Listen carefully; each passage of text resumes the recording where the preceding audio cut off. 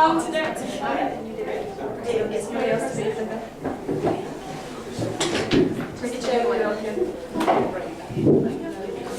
Okay, so good afternoon. Today we are doing basically Hamlet, Act 1, Scene 2, and we are doing a gendered reading focusing on the character of Gertrude and the implication of a character that has on the female identity of the title. Through applying our reading, we've inferred Gertrude's character is multifaceted, and through the blurring of multiple feminine archetypes, and hence a representation of women, it can be considered that Gertrude's functions of the embodiment of the feminine versatility shows women in a capacity to have both flaws and commendable characteristics, ultimately opposing the rigid and black-and-white categorization of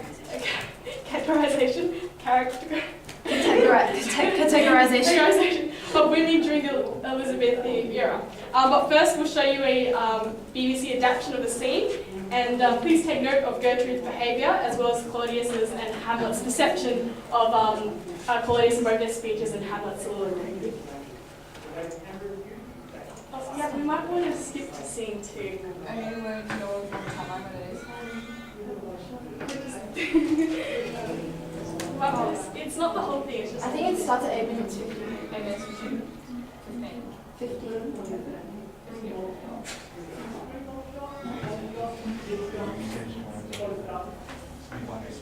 Yes? Whenever the recognition going. Okay, here we go. That's it. There we go. Wonderful. Though yet of Hamlet, our dear brother's death, the memory be grieved, and that it must be fitted. Okay. So basically the particular... Oh, sorry. Okay, so we'll be playing the video, and please take note of Gertrude's behaviour, and as well as Claudius and Hamlet's perception of Gertrude. Thanks. To bear our hearts in grief, and our whole kingdom to be contracted in one brow of woe. Yet, so far hath discretion fought with nature, that we with wisest sorrow think on him, together with remembrance of ourselves. Therefore, our sometime sister, now our queen, the imperial jointress to this warlike state, have we, as 'twere with a defeated joy, with one auspicious and one dropping eye, with mirth in funeral and with dirge in marriage, in equal scale weighing delight and dole, taken to wife. Nor have we herein barred your better wisdoms, which have freely gone with this affair along. For all our thanks.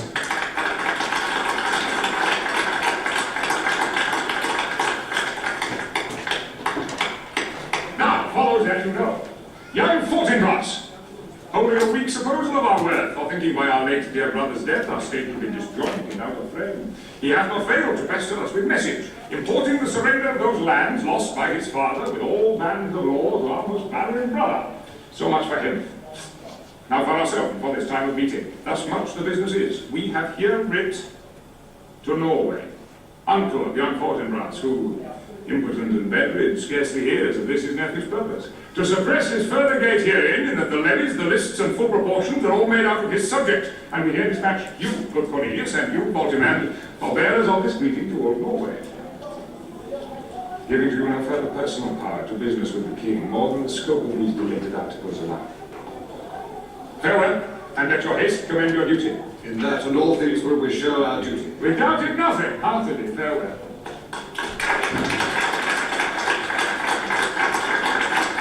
Now, Laertes, what's the news with you? You told us of some suit. What is Laertes? You cannot speak of reason to the day and lose your voice. What wouldst thou beg? Laertes, that shall not be my offer, not thine asking.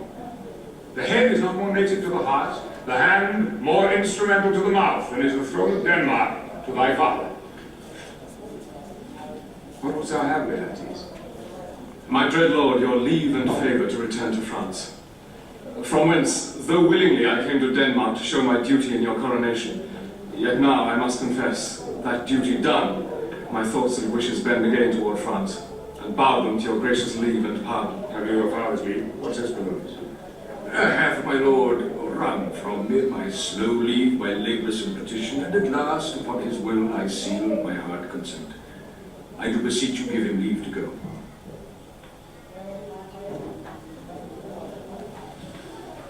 Take thy fair hour, Laertes, time divine, and thy best graces spent at thy will.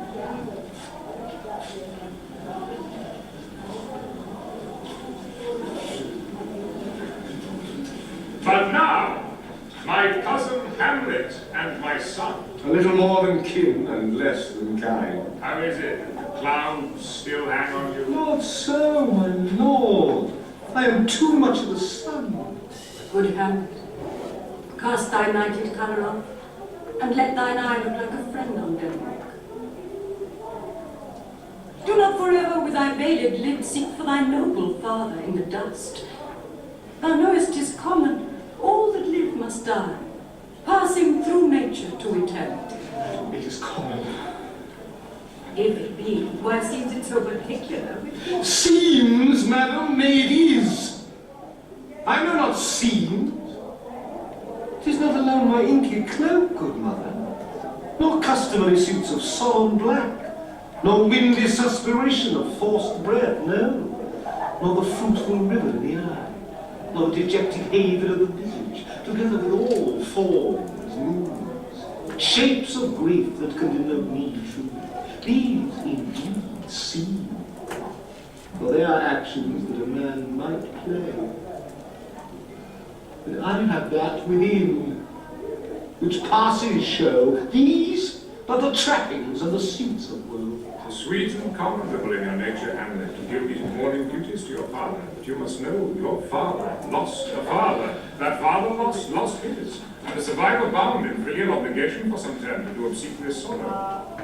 But to persever in obstinate condolement is a course of impious stubbornness. It is unmanly grief. It shows a will most incorrect to heaven, a heart unfortified, a mind impatient, an understanding simple and unschooled. For what we know must be, and is as common as any, the most vulgar thing to sense. Why should we in our peevish opposition take it to heart? Fie! It is a fault to heaven, a fault against the dead, a fault to nature, to reason most absurd, whose common theme is death of fathers. We pray you, throw to earth this unprevailing woe, and think of us as of the Father. For, let the world take note, you are the most immediate to our throne. With no less nobility of love than that which dearest father bears his son, do I impart toward you. We are intending going back to school in Wittenberg. It is most retrograde to our desires. We beseech you, bend you to remain here, cheer and comfort of our eye, our chiefest courtier cousin, and our son. Let not thy mother lose her prayers, Hamlet. I prithee stay with us. Go not to Wittenberg. I shall in all my best obey you, madam. Why, it is a loving and a fair reply. Be as ourselves in Denmark. Madam, come. This gentle and unforced accord of Hamlet sits smiling to my heart. In grace whereof, no jocund health for Denmark drinks today, the great cannons of the clouds shall tell. At the king's rouse, the heavens shall bruit again, re-speaking earthly thunder. Come, my man.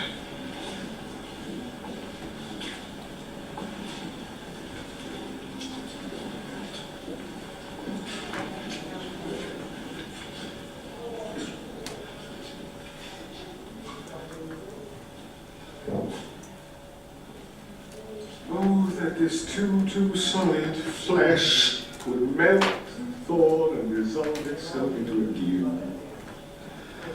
Oh, that the everlasting had not fixed his canon against self-slaughter. Oh, God. God. How weary, stale, flat, and unprofitable seem to me all the uses of this world. Fie, oh God, fie.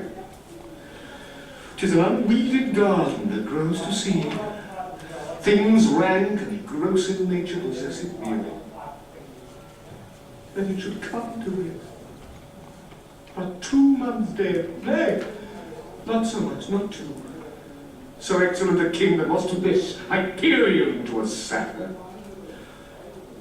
So loving to my mother, that he might not be teemed the winds of heaven visit her face too roughly. Heaven and earth must I remember. Why, she would hang on him as if increase of appetite had grown by what it fed on. And yet within a month, let me not think on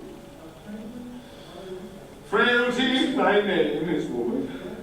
A little month. My heirloom shoes were old with which she followed my poor father's body like Niobe, all tears, where she, even she, oh God, a beast and once discourse of reason would have mourned longer. Married with my uncle, my father's brother, but no more like my father than I to Hercules. Within a month, ere yet the salt of most unrighteous tears had left the flushing in her galling eyes, she married. O most wicked speed, to post with such dexterity to incestuous sheath. It is not, nor it cannot come to good. But break my heart, for I must hold my tongue. Hail to your majesty. I'm glad to see thee well. Horatio, well, I do forget myself. Okay, good.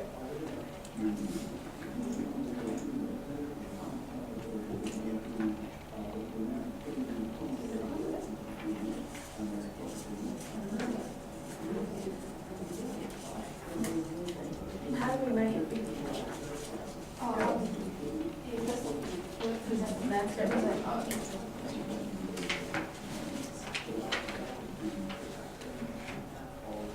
Okay, so in this scene, she is shown as a character that extends to both extremes of the dichotomic feminine representations and categories of the Renaissance period. Yeah, we can interpret her as a submissive and silent woman. Also, we can interpret her as intellectual and rational decision maker, as well as a caring maternal figure, and also as a temptress and a whore with a lack of empathy and sympathy. So basically here are some quotes on the portrayal of like other sources and basically the shift in Shakespeare's work in the representation of like women being more like multifaceted versus the like one-layered archetypes that you got in like a lot of tragedies.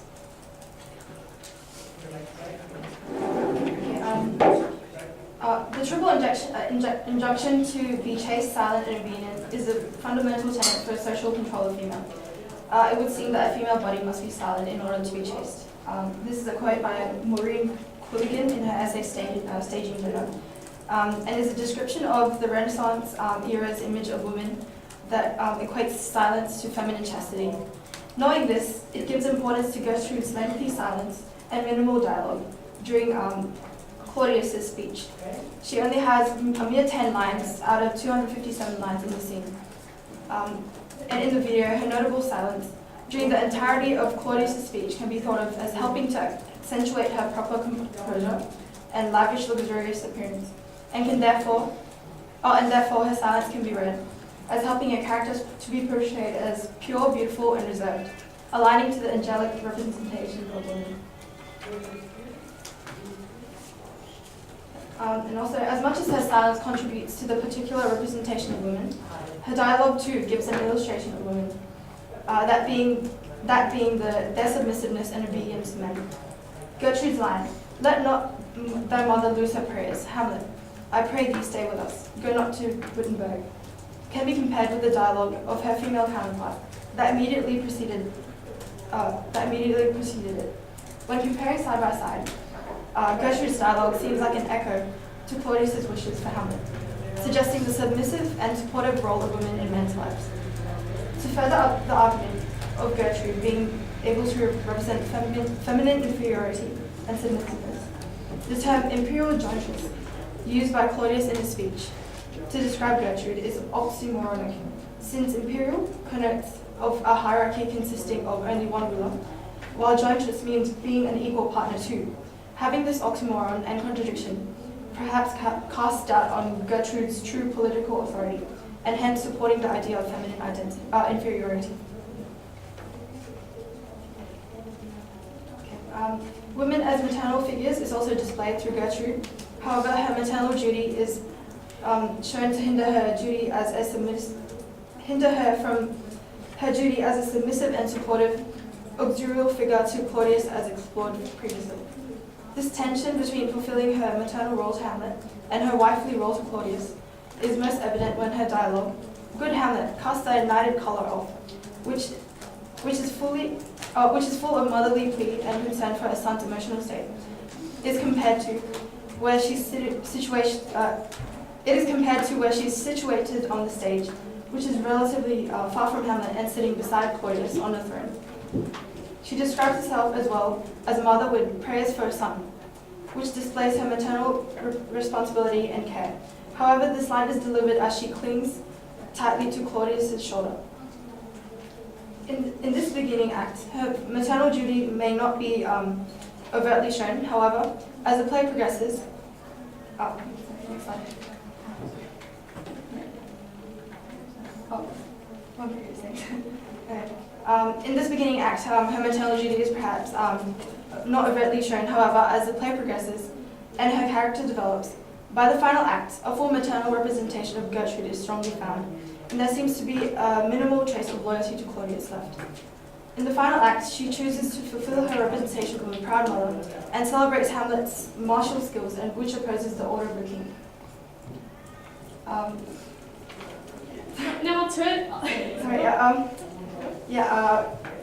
So furthermore, her last and dying words, "No, the drink, oh my dear Hamlet," addresses Hamlet, showing where her loyalty truly lay, and therefore Gertrude being able to fulfill the representation of women as a maternal figure. However, as we've stated, that her character is multifaceted. There are times where Gertrude completely diverges from this representation of a maternal and angelic figure, which Elizabeth will explain next. Yep. Okay, now alternatively, Gertrude could be also seen as very manipulative and intellectual. Thanks to Beth Rose's quote. A lot of Shakespeare's texts kind of lack your typical mother, and there's a lot of blurring archetypes, especially. This could also be allusion to the Elizabeth era hierarchy, in which basically the events of the time couldn't have occurred in Norway, and hence can be seen as a commentary on the Elizabethan court.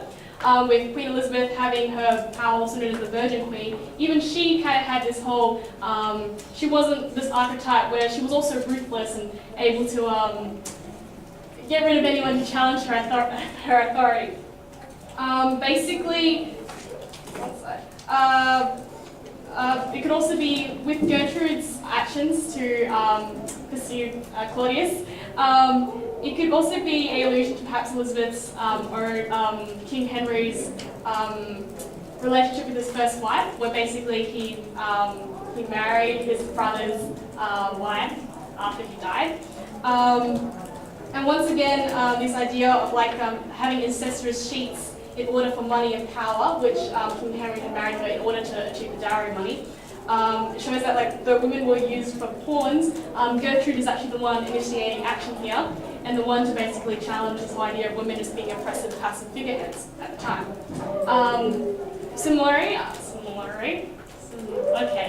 Basically in Claudius's speech to the people, though he does mention her as an imperial jointess, that could be contradictory. The fact that she was also acknowledged, instead of just having like the king doing his speech, also shows that, you know, women are starting to progress a little bit and not just be a set archetype. And once again, she took action toward her being a dowager queen at the time, which would be a queen without power. So basically, she also kind of took the throne off Hamlet in that respect, which goes against the archetypal role of the mother always looking after her own children.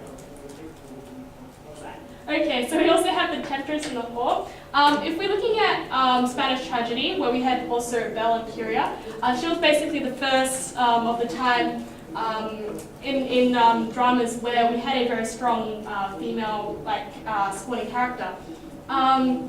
Basically, if we look at the text, there's kind of this two views of Gertrude. We have the one where Claudius says, "Oh, she's a passive angel." Well, we also have Hamlet's own soliloquy when he's calling her an incestuous beast, and that he said even Niobe would cry more tears instead. Basically, that also goes against the whole Greek idea that women were emotional, irrational, and in here, Gertrude's doing the total opposite. She's moved on, and she's not emotional, and which is interesting that Hamlet's now criticizing this. Basically, just trying to grab the right slide.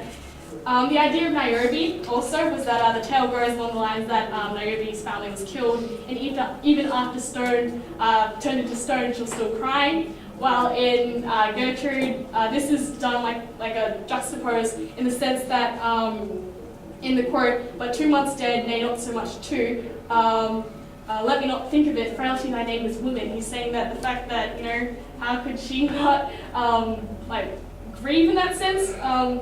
So once again, that's another view you can take of Gertrude. I missed. Oh yeah. Wait, I think that's it. Is that it? Yeah, thanks. To conclude, the character of Gertrude is three-dimensional in that she crosses and blurs the boundaries between Renaissance feminine dichotomies. She can be submissive, yet on the other hand, yet at other times intellectual and a decision maker. She can also be interpreted at times as angelic and